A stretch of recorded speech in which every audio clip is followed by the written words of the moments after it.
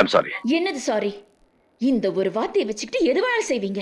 மன்னிச்சிடுங்க. அழகான பொண்ணை பார்க்க வேண்டியது, இடிக்க வேண்டியது, அப்புறம் சமாளிக்க வேண்டியது. இப்ப புரிஞ்சு போச்சு. இந்த மாதிரி கேஸ் நம்ம எவ்வளவு பார்த்திருக்கோம். ஒரு அழகா ஸ்டைலா பர்சனாலிட்டி, அதுல பிளைல ஒரு ஆம்பளைய பார்க்க வேண்டியது, சண்டை கிழிக்க வேண்டியது, அதுக்கப்புறம் சாரி சாரி சொல்ல வேண்டியது, அதுக்கப்புறம் லவ் அலைய வேண்டியது. ஐயோ டாக்ஸி. என்ன யாருன்னு நினைச்ச? பாருங்க, பொது இடத்துல போறவங்க வர்றவங்க வந்து இடிக்கிறவங்க அட்ரஸ் எல்லாம் நமக்கு தெரியாதுங்க. நான் ஒரு கம்பெனியோட மேனேஜிங் டைரக்டர், தெரிஞ்சுக்க. ஐயோ, நான் யார் மூஞ்சி பார்த்தேன்னு தெரியலையேப்பா.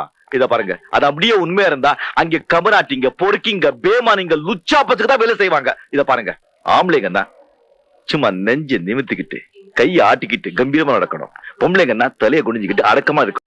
Good morning madam. என்ன சொன்ன? பொம்பளைக்கு இவ்ளோ திமிர் இருந்தா ஆம்பளைக்கு எவ்வளோ திமிர் இருக்கணும்? ஆம்பளைங்க கையை வீசி நடக்கணும், பொம்பளைங்க கையை கட்டி நிக்கணும். இப்படிதாங்க என் மனசுல என்ன பண்றதோ நான் அப்படியே சொல்லிடுறேன். அது என் சுபாவம்.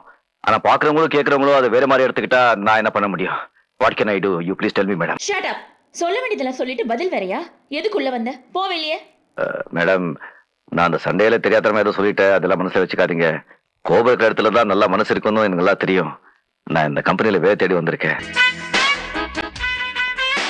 ஷூக்குள்ள பேண்ட், செருப்பு தைக்கிற தோல்ல ஒரு ஷர்ட், கண்டக்டர் மாதிரி ஒரு பேக்.